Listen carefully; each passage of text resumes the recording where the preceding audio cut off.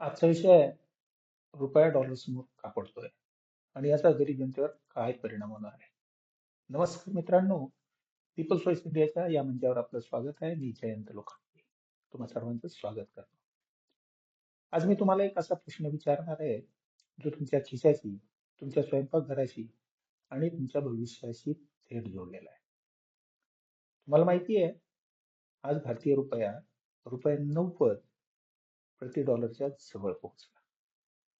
म्हणजे रुपयाची किंमत डॉलरच्या समोर 90 पटीने नीचांकी खाली गेली.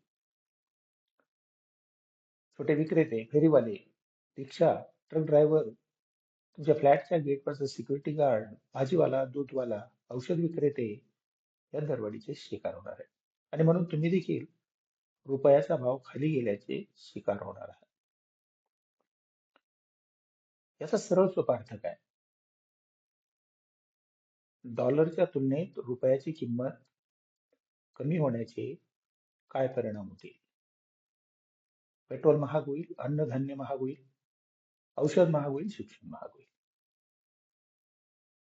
पण खरा प्रश्न आहे, रुपया पडतो म्हणजे नेमकं काय होतं आणि याचा गरीब माणसावर काय परिणाम होतो? हे सगळं आपण आज सोप्या भाषेत समजून घेणार आहोत. व्हिडिओ शेवटपर्यंत नक्की पहा.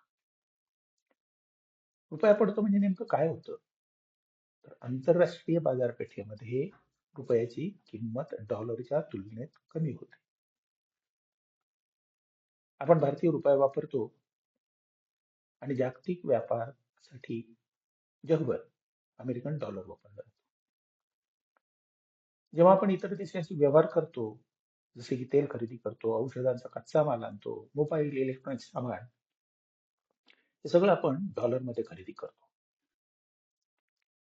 मग डॉलरच्या तुलनेत रुपयाची किंमत कमी झाल्याने काय होणार आहे? तर आधी जे दूध तुम्ही 70 रुपये लिटरने घेत होता, ते आता 90 रुपये लिटरने घ्यावं लागेल. मग जर ही दरवाढ पाहिली तर सरळ सरळ गरिबाच्या दृष्टिकोनातून 20 रुपयाची ही दरवाढ दुधासाठी झालेली आहे, असं आपण एक टोकाळ्याने म्हणू शकतो. भारत दररोज पेट्रोल, डिझेल आणि गॅस विकत घेतो आणि या सगळ्या वस्तू डॉलरमध्ये आपण खरेदी करतो.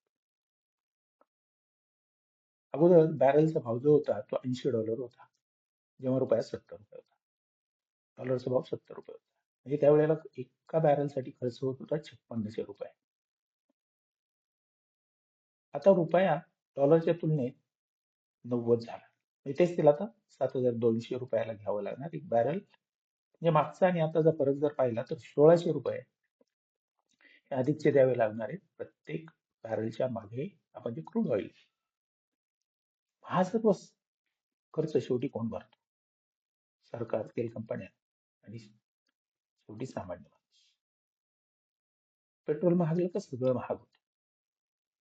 ट्रक भाडं महाग होतं, भाजीपाला महाग होतो, सगळं सगळं म्हणजे जीवनावश्यक सगळ्याच वस्तू ज्या आहेत त्याच्या किमती वाढतात. मग ही जी दरवाढ आहे, ही दरवाढ तुमचा भाजीपाला महाग करणार, दूध महाग करणार, सगळं महाग करणार. मित्रांनो, जेव्हा जेव्हा रुपया खाली पडतो डॉलरच्या तुलनेत, तेव्हा तेव्हा त्याचा सरळ फटका जो आहे तो गरीबाला लागतो. आयात होणाऱ्या सगळ्या वस्तू, खाद्यतेल, डाळी, कडधान्य, साखर, गहू काही प्रमाणात आपण करतो, बाहेरून मागवतो, त्याच्या किमती वाढतात. आजची जी दरवाढ झालेली आहे ती जर पाहिली तर आधी जी 100 रुपयामध्ये वस्तू मिळायची आपल्याला, तीच आता आपल्याला 140 मध्ये घ्यावी लागणार. म्हणजे गरीब माणूस खाणं कमी करेल, त्याचं पोषण कमी होईल, त्याच्या मुलांची वाढ खुंटणार, शिक्षण मिळणार नाही, आयुर्वेदिक औषधी सुविधा मिळणार नाही. कारण या सगळ्या वस्तू ज्या येतात त्या चीन, युरोप आणि अमेरिकेसारख्या देशातून आपण डॉलरमध्ये खरेदी करतो. आणि म्हणून रुपये घसरला की आता औषधं महाग होणार, डॉक्टरची फी वाढणार, हॉस्पिटल खर्च वाढणार, गरीब माणूस आजार अंगावर काढणार, उपचार टाळणार, कधी कधी त्याचा जीव देखील जाणार. रुपयाची किंमत कमी झाल्याचे इतके भयावह परिणाम सर्वसामान्य माणसाच्या जीवनावर होतात. हे फक्त सर्वसामान्य माणसांवरच होतात असं नाही, तर उद्योगांचा कच्चा माल देखील महाग होणार. मग उत्पादन खर्च वाढणार, त्यांचा नफा कमी होणार. मग असं झालं की मग उद्योग जे आहेत ते पगार वाढवणार नाहीत, बोनस बंद करतील आणि पर्यायी कामगारांना काढून टाकतील. यातून बेरोजगारी वाढणार, गरीब आणखी गरीब होणार आणि इतकं सगळं काही जे आहे हे रुपयाची किंमत डॉलरच्या तुलनेत कमी झाल्याने होणार. रुपया घसरला की सरकारची आयात खर्च जे आहे ते वाढणार, परदेशी कर्ज महाग होतात, कर वाढतात, सबसिडी कमी होते, योजनांमध्ये कपात होतो. याचा सरळ परिणाम रेशन, गॅस सबसिडी आणि शेतकरी योजनांवर होईल. एकूण काय, तर रुपयाचा दर डॉलरच्या तुलनेत खाली गेल्याने आता सर्वसामान्य माणूस 2 वेळा न जेवता 1 वेळा जेवणार. दूध आठवड्यातून एकदा घेईल, औषधं टाळल, कर्ज वाढेल, मुलांचं शिक्षण अर्धवट होईल. मित्रांनो, हा विषय केवळ फक्त अर्थतज्ञांचा नाही, सरकारचा नाही, तसाच प्रत्येक सामान्य भारतीयाचा विषय आहे.